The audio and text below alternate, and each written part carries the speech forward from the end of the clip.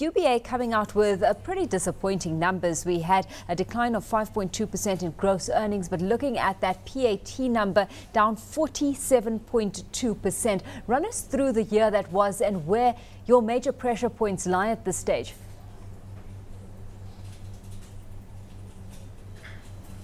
Phillips, can you hear me over on that end? Yes, Alicia, I can hear you.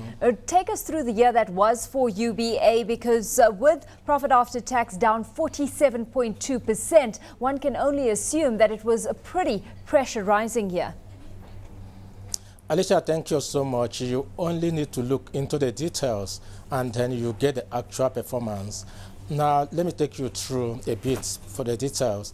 The gross earnings, we ended up with 185 billion naira, which is 6% less than 2009 figure at 197 billion on annualized basis.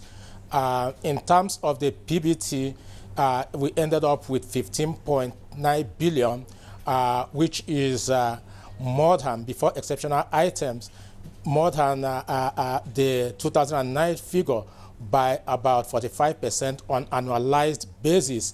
We had an exceptional item of 12.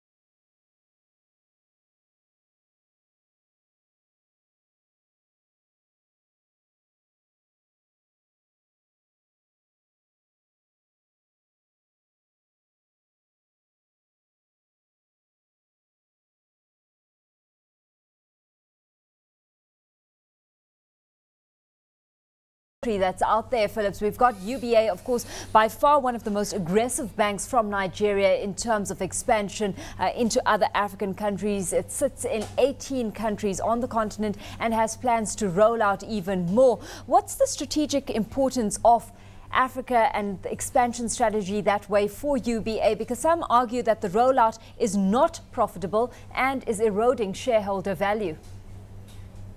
Alicia, thank you so much. It is actually not an erosion in shareholder value.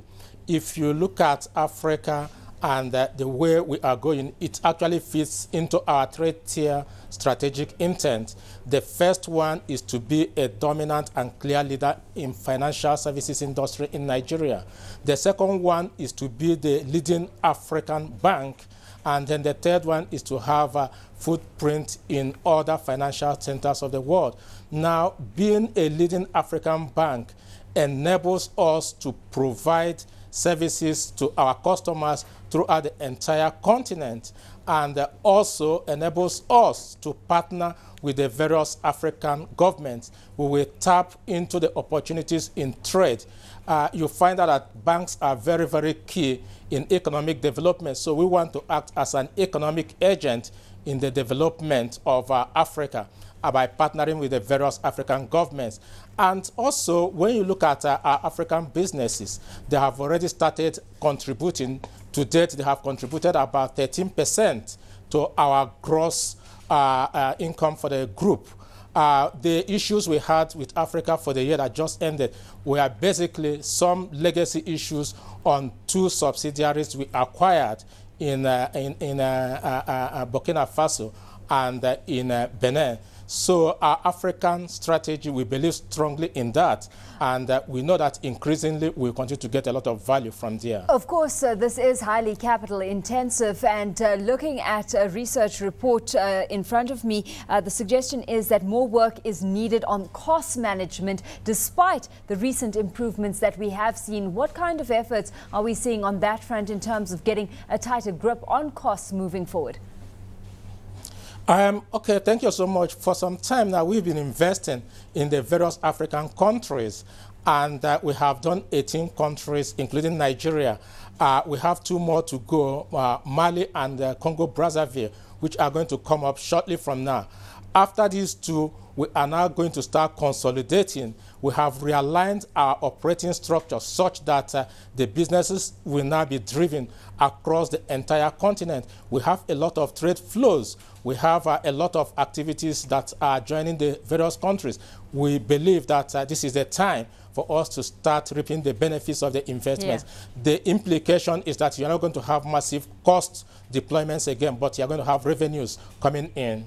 Let's bring it back to Nigeria and your strategy within the country itself, because in light of the recent announcement of the MOU between Access Bank and Intercontinental Bank, which is expected, to pave the way for a merger that will support Access Bank's retail strategy, some analysts have pointed to UBA when arguing that large-scale retail strategy has not worked in Nigeria. Do you consider your strategy for Nigeria a completely retail one?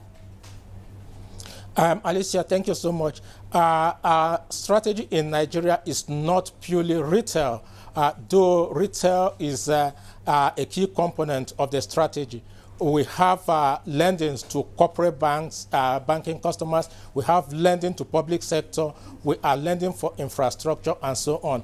Our lending to retail in Nigeria is basically the staff of the corporate clients that we have.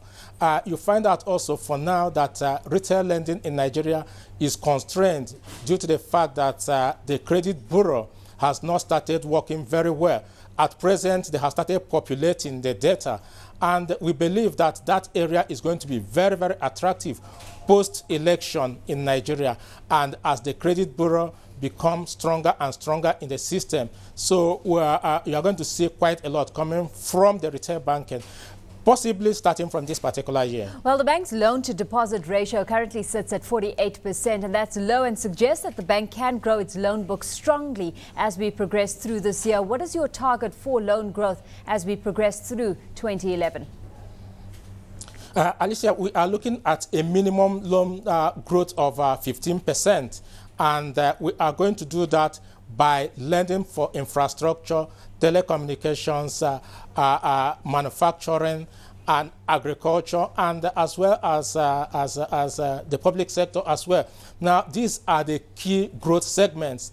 Also, you find out that we are considering the upper end of the retail of the commercial segment, which is the SMEs. We are also looking at going further down in the retail. So we believe that we'll be able to achieve that minimum of 15% loan growth Given the higher interest rate environment, though, that we're seeing, what are your net interest margin targets for the year?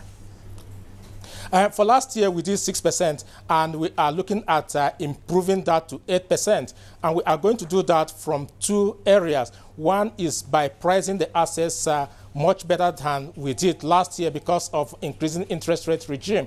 And the second one is leveraging on our infrastructure in the network to generate more cheap and low-cost deposits to fund the risk assets.